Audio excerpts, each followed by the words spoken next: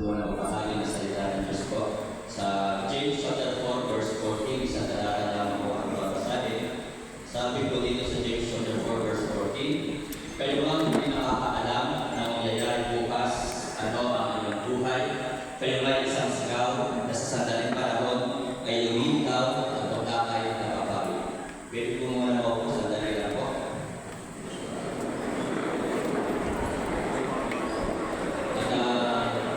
Mayor Henry, Vice Mayor Eric, magandang umaga po sa inyo lahat, sa mga kalusugan ng bayan, magandang umaga po, at sa mga fire department, sa ating mga kalusugan, at sa municipal transport department, magandang umaga po sa inyo lahat, at sa MSWD department, at kung meron pong civil department po dito, magandang umaga po. Okay, para sa mga civil po. So, ngayon po ay nais kong bahagi sa inyo ang sinasabi ng talata sa Santiago chapter 4 verse 14. Kayo ang hindi nakakaalam ng mangyayari bukas. Tunay po na hindi po natin alam ang mangyayari sa araw ng bukas. Maaaring meron po tayong mga plano at maaaring ito po ay natutupad, nangyayari at meron tayong mga plano na hindi nangyayari o hindi natutupad. Patunay lamang po na hindi po natin alam at yung mga eksakto mangyayari sa araw ng bukas, sino ang ating makakausap at saan tayo pupunta, ano ang ating magagastos, wala tayong alam po doon. Hindi natin alam yung eksakto mangyayari sa araw ng bukas. At sa unang talata, ano ang inyong buhay? Mga kaibigan, mga minamahal, meron na po ba nakapagtanong sa inyo, ano ang inyong buhay? O naitanong na po ba natin sa ating sarili, ano ang ating buhay? Tayo po ngayong umaga ay tinatanong na salita ng Diyos na ating Panginoon Jesus, ano ang ating buhay? Ano ang ginagawa natin sa ating buhay? Saan natin ginagamit ang ating buhay? Ano ang pinapahalaga natin sa ating buhay? Yan po ang sinasabi ng salita ng Diyos. Ano ang iyong buhay? At ang buhay po natin, sinabi po ng madalaga, kayo po isang singaw na sa sandaling panahon ay lumilitaw at pagdaan ng babawi. Ang buhay po natin sa mundo ito ay napakasinama. Inihalin po natin sa isang singaw. Kaya sana ang buhay po natin ito, huwag natin sayangin sa mga walang kwentang bagay. Huwag natin sayangin ang buhay nito, ang katawan ito, sa pamamagitan ng pagbibisyo. Maiksi ang buhay.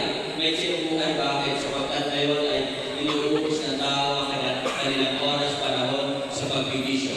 Alam niyo po mga kaibigan, mga minamahal, ang buhay po dito sa Bible, yung pinakamatanda na matay po dito sa Bible ay si Methuselah. Inabot po niya ang edad na 969 years old. Ngayon ba, meron po mga aabot ng 969 years old? Wala na. So, maiksi talaga ang buhay po ngayon.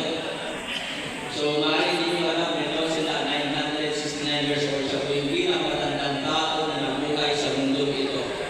So, ngayon po mga kapatid, mga minamahal, what is your life? What is your life? Ano ang buhay natin? So, mga kapatid, mga minamahal, ang buhay po natin, ito po ay dapat para sa Panginoon. Ang buhay natin, it should be for the Lord. Alam niyo po ang buhay ng ating Panginoon Jesus. Sabi nga po ng Romans chapter 5 verse 8, but God commended His love toward us in that while we were yet sinners, Christ died for us. Si Kristo po ay namatay para sa atin. Kaya dapat ang buhay po ito ay para din sa Panginoong Jesus. Alam niyo po ba? Na talaga ang buhay ay ilaan natin sa Panginoon. Ang buhay ni Kristo ay binigay niya para sa atin. It should be our life, should be for the Lord. Ito po ay dapat para sa Panginoon. At ang ating buhay, it should be for the Lord. Ang ating buhay ay dapat pinaghahalian ng pag-ibig. Hindi galing. Normal po sa atin ang magaling. Kapag ikaw ay nasa course sa pagbabasketball, nagagalit ka. Kapag ikaw ay napasabihan ng masama ng bad words ng GA, diba? Ng PI, magagalit ka. Normal na tayo po ay magalit. Pero hindi po normal kung hanggang bukas, isang linggo ka ng galit. Hindi normal na isang taon ka ng galit. Hindi normal na sasabihin mo sa sarili mo kumanda ka, may araw ka rin. Ang buhay po natin is should be for the Lord. Sabi nga po ng Bible sa Ephesians chapter 4 verse 26,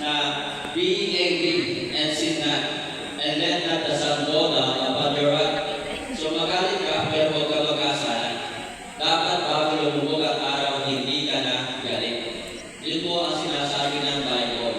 Dapat bago lumubog ang araw, hindi ka nagalit sa asawa mo, hindi ka nagalit sa sino mang tao. So dapat ang buhay natin is should be for the Lord. Sapagkat tayo po ay inibigin ng Kristo. Siya po ay namatay alang-alang sa atin. So it should be for the Lord, it should be for the love. And last, mga kapatid, mga minamahal, our life should be for the holiness. Ang buhay po natin ay dapat sa pagpapakumbaba, hindi sa pagyayabang. Kasi kung wala naman po si Kristo, wala tayong magagawa. Huwag tayo magyayabang, huwag tayo magiging mayabang. Ano man ang meron tayo galing ito sa Panginoon. Ano man ang narating natin sa ating buhay, ano man ang napatagumpay natin sa ating buhay, ito po ay dahil sa Panginoon. Ang sabi ng Panginoon sa John 15 verse 5, I am the vine, ye are the branches, he that abideth in me, and I in him, the same bringeth forth much fruit, for without me, ye can do nothing. Kaya kung ibig sabihin ng Christian, Christ, without Christ, yung I am nothing. Christian, without Christ, I am nothing. Kaya mga kapatid, mga minamahal, ang buhay natin, it should be for the Lord, for the love, and for the godliness. Tayo po ay tumayo, tapos sa panalangin. Tayo binuo, hindi tayo pinalangin. Dakilan Diyos na makapangyarihan sa lahat. Muli, salamat po sa umagang ito na nakapagpapagi ng iyong banal na salita. Salamat po sa buhay ng bawat isa sa kanilang pakikinig. Nawa ang iyong banal na salita ay tumimo sa kanilang puso at isipan. Salamat po Panginoon na itinuro po sa amin paano kami dapat mabuhay sa mundo. Ang buhay na ito ay dapat maging sa iyo, hindi sa aming kaaway. At ang buhay sapagkat Panginoon, lagi namin tandaan, ikaw ang siya naglikha sa amin. Ikaw ang nagbigay sa amin ng buhay. Ang buhay mo rin ay inilaan mo sa amin, ibinigay mo sa amin. Kaya sana habang kami narito sa mundo ito, patuloy namin masulatan ang iyong kalooban, hindi ang aming gusto. Pagpalain mo po ang buhay ng bawat isa. Pagpalain mo po ang kanilang trabaho, ang kanilang panunungkulan sa bawat ito. Dalangin ko po Panginoon, patuloy na maghari sa bansang ito, sa bayan ito, ang kapayapaan, pagkakaisa, pagtutulungan, pagmamahalan. Samahan mo po ang bawat isa sa kanilang panunungkulan. Pagkalooban mo po sila ng knowledge at wisdom.